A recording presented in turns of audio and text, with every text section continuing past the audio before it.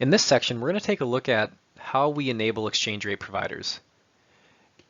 We saw how we can manually set up exchange rates, but that can be a very time-consuming task if you have to keep on top of that.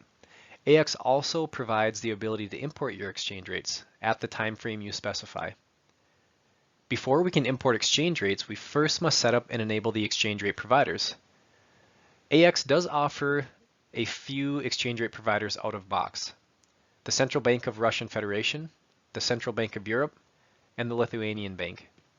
If you want to use an exchange rate provider outside of those three, you will need a developer to create the exchange rate providers for you.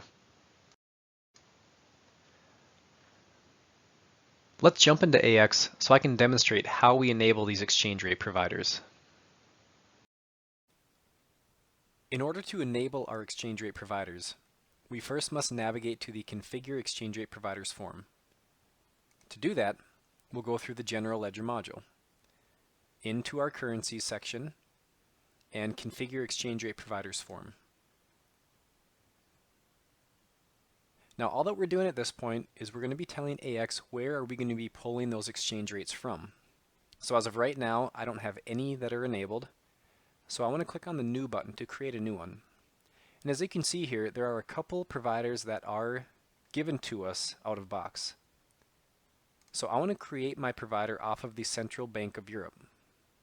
So I'll select that option and click OK. And now when I do that, you can see some values are entered in here for us.